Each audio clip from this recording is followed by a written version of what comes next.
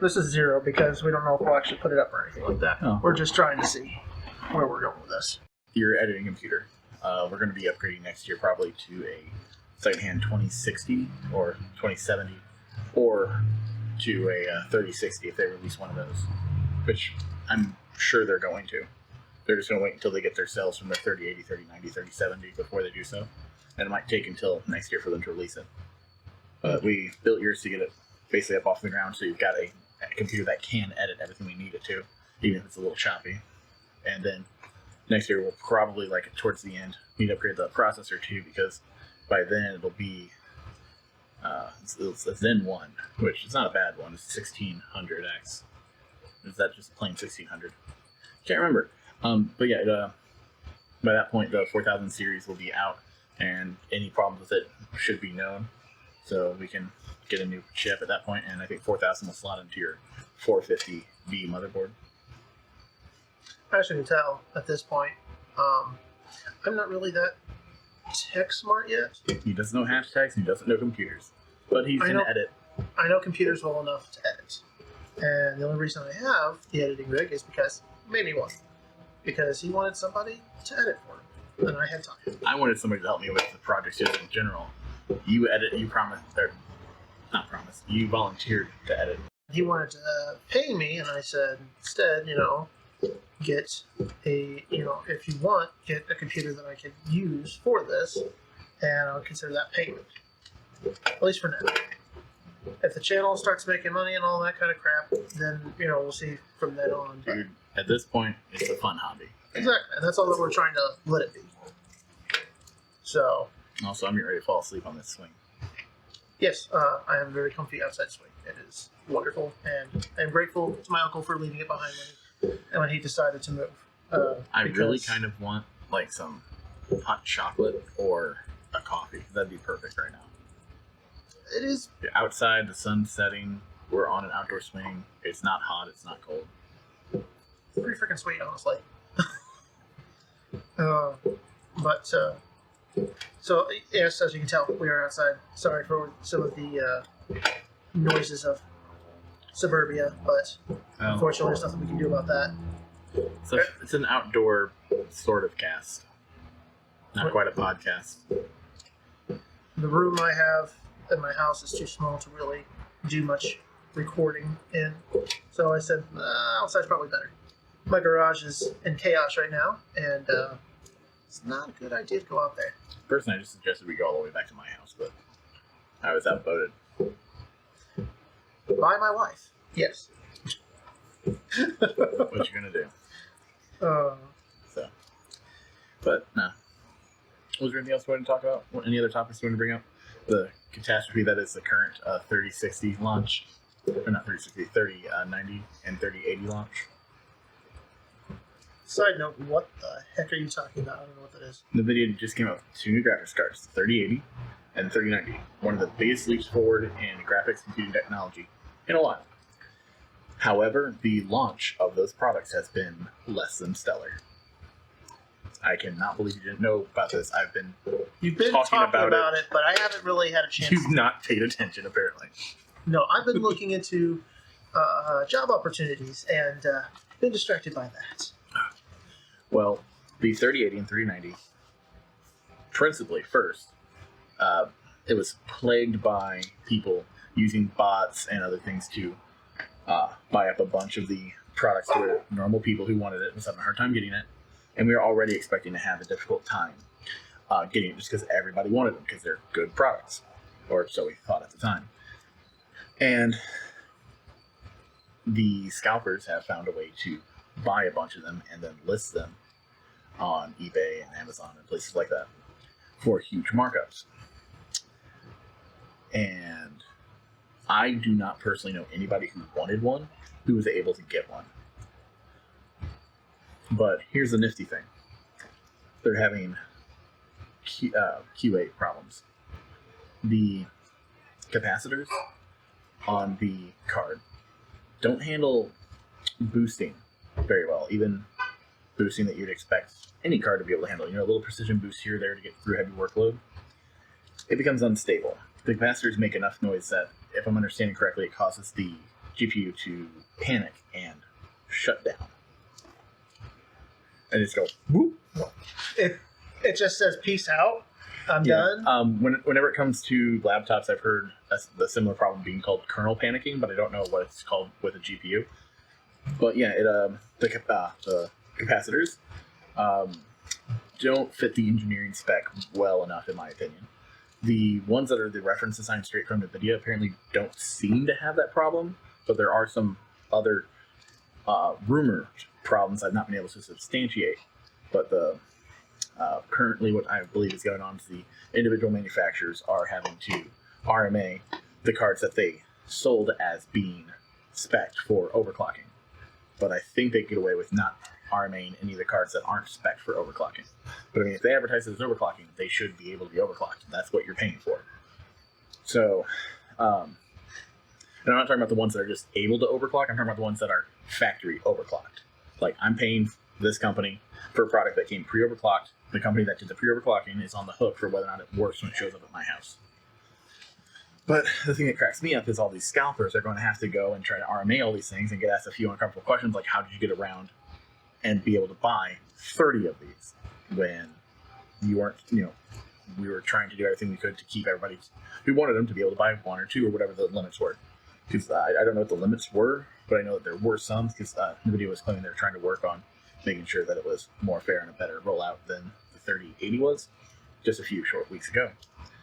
So the 3090 did not go any better, so that's a problem. But at least karma kicked in, and the scalpers are going to get screwed over, which makes me happy. And it's also why I never buy a product on launch day. I wait to make sure that the reviews and the customer reviews all line up, that there's no widespread problem, and the product works as advertised. Because the advertisements for it were great. They made me super hyped. The problem is, yeah, it lives up to its hype of more or less of how much power it has, but it doesn't have stability. And what's the point of having a graphics card that you can't have a stable experience out of? My question is, what is I never understood the reasoning behind, oh, it's coming out, I got to get the newest thing right now as soon as it comes out. Oh, there's just always going to be people who have that mentality. I mean, it's one There's thing. people who have that mentality with cars, with lawnmowers, with everything. It's like, ooh, it's a new and shiny thing. I want new and shiny. But here's the thing, okay? It's not like it's not going to be, there's no more being produced. It's not a limited time run. This is you get to pre-order this, and then later on, we're going to restock and everything's fine. But you're just going to be the first one who gets it. Well, a lot of the problem is the people who have FOMO about it, because a lot of these products, you can't get them after the launch date until after they get new stock in, which is inconsistent, especially during COVID. What is FOMO? Fear of missing out.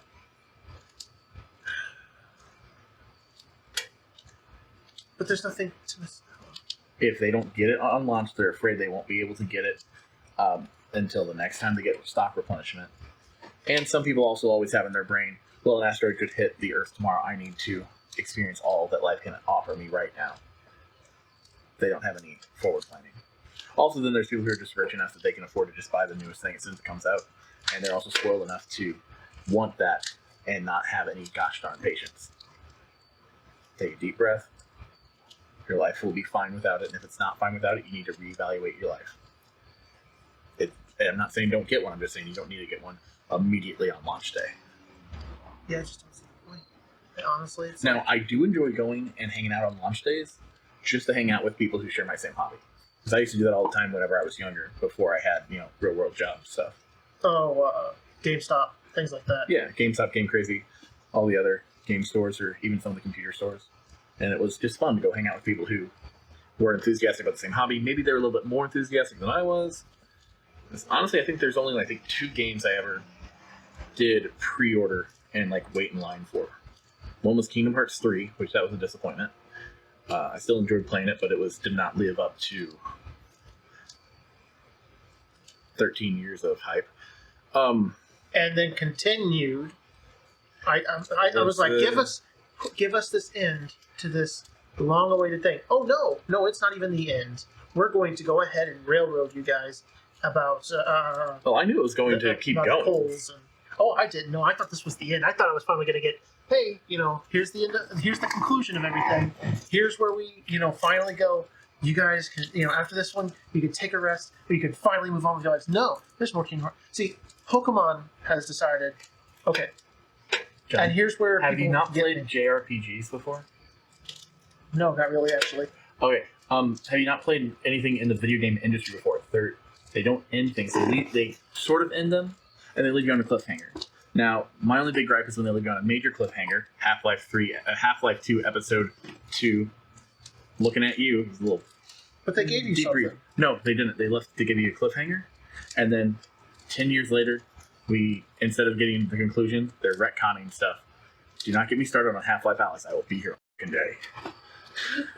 So, No cursing. comes to Half-Life, I'm going to curse about it. And you don't have to cut it out. Just really low-key the volume on it. I just a want. lot harder than you'd think. I've done it before. It's fine. Or at least on the program I use is fine. I don't know what's going on with your program. You say it so quickly, it's hard to pinpoint the exact location. Oh, on mine they need to go ground real granular. See the individual waveform of each. Yeah, but here's the thing: you talk so softly at points that it looks the same. I have to zoom in so far, and even then, it still looks about the same. Yeah. But anyways, So, anyway, back to what we were talking about a second ago. All I was hoping with Kingdom Hearts was that the main story had a end, and if they left it open for possible more stuff, fine. And that's kind of ended. I still enjoyed it. I didn't enjoy it as much as 2, or even 1. In my head, it goes: number 2 is the best, number 1 was the second best, 3 is the third best, and the spin-off games have an entire different ranking system. Some of them don't even deserve to be ranked, but I'm not going to talk about coded like that right now. I enjoyed 1, 2 was a hassle, and 3. 2 is a hassle. You mean that 2-hour tutorial? You didn't like the 2? Don't worry, nobody did. However, Was 2 the one with the car where you had to use cards in order to? no, that attack? was 1.5. That was Chain of Memories. Well, then I don't remember 2, or I've never played 2. I'm not sure which. 2 is the one with Roxas, dual keyblade wielding. My wife loves Roxas. I hated him. Hated the entire story. Number 2 is the first time we see Roxas, and all it is basically he's Zora's nobody, and that's okay. I mean, 3 obviously makes him into a big deal to a certain extent, but I mean, I never. The 3 and the spin-offs and the whole. Oh my god. That convoluted story. You can tell it's from Japan. However, I'm just starting to refer to Sora's Heart as the Heartbreak Motel because people just check in and check out whenever they want. And, heartbreak because he literally stabbed himself to the heart before. Oh, let me go back a second. So, yes, I have pre-ordered Pokemon before. He's a sucker, and just feel sorry for him. Don't try to talk him out of it. No. It's okay, because I'm no longer going to buy anything Pokemon, period. But no, the reason being I used to buy it was because you were supposed to get some sort of trinket or thing that came with it, and it was the reason why you pre-ordered. Now, pre-ordering something just to get the item, instead of having to wait for whenever it comes out, no, I've never done that. The only time I've ever pre-ordered was Pokemon to get the whatever little item came with it. But in Pokemon in general, the whole You're gonna have to edit out all DLC. those cars. Huh? You're gonna have to edit out all of those cars. Oh no, it's staying in. This is gonna go. I don't think I'm even gonna touch this. I'm just gonna throw it to the side. Oh, The side one. A low effort experiment. Yes. So Wait, get ready for unfiltered us, guys. So what are you saying that this is a place that I can just let my opinions rip? Basically, is the idea. Oh, I'm okay with this now. Yeah. I'm so okay with this now. That's what I said. It's probably something similar to a podcast because there's no script. We're just shooting the crap and throwing it out there. And I figure this is something simple, something we can try and maybe every now and again while we're doing this read comments. Try and give you a live answer. How I find that with texting and things, the inflection of of conversation is weird to a certain extent. Things can be misunderstood, and some people can even think, "Man, that sounded kind of like they were angry at me or something." You know, it's like If you always assume somebody's angry, you never feel like they're angry when they're not. okay.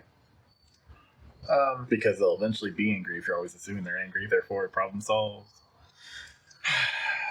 Solve problems with the most stupid amount of efficiency.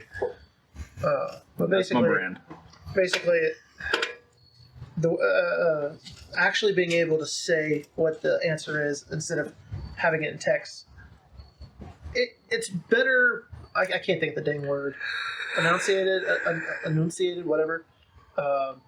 But basically, it just comes across better. So that's why maybe sometimes throw that in here. But that's just here nor there kind of thing. Whenever it happens. Yeah, I can't think of the word either, so don't worry about it. We're not geniuses here. We're just simple men trying to do simple things. I like to pretend I'm a genius. That's a great time. All right. What other? What's that sound? Are we getting ready to experience a?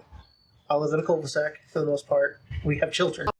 So, okay, so you no longer have was it a Dakota? Dodge Dakota. So he no longer has the Dodge Dakota. What did you get instead? 2014 Nissan. Well, actually, I got a 2015 Nissan Versa, and then I swapped that up for a 2014 Nissan Pathfinder.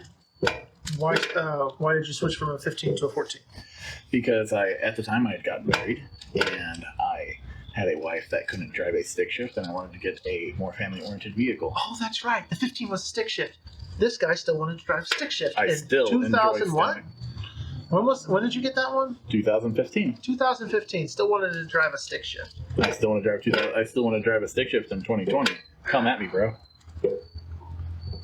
Boy, Like, when they you start can rolling have out me self-driving cars, if you decide that you want to get one, I'm gonna laugh. You can have a self-driving car with a stick shift. It's just the robots doing the stick shifting. That's basically what the vehicles at work do. It's got a solenoid housing that goes over where you would have a stick shift, and it's a computer moving the stick instead of it being an automatic transmission. So you're telling me that cars have automatic? That's not a robot doing the shifting.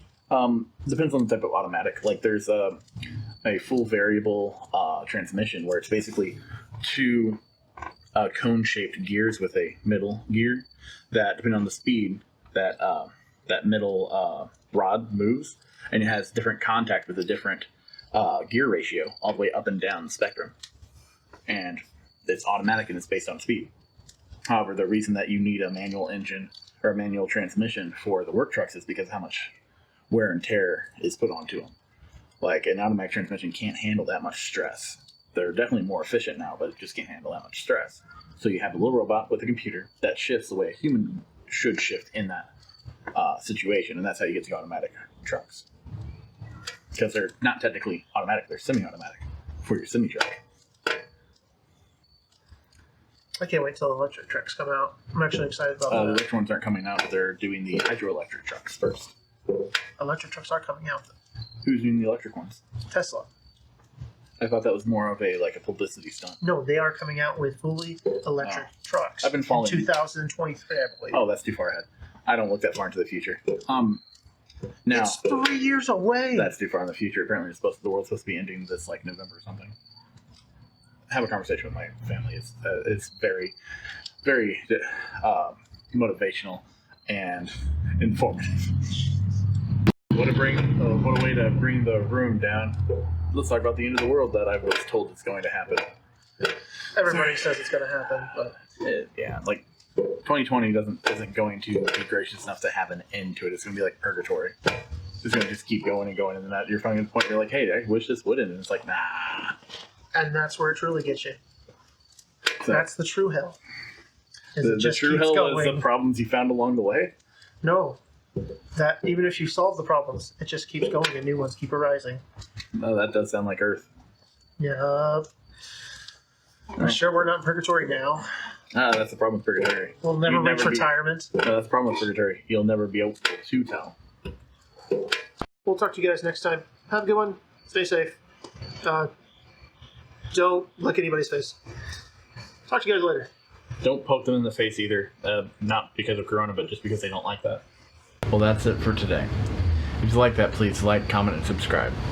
But for now, I'm going to go take a break. Till next time.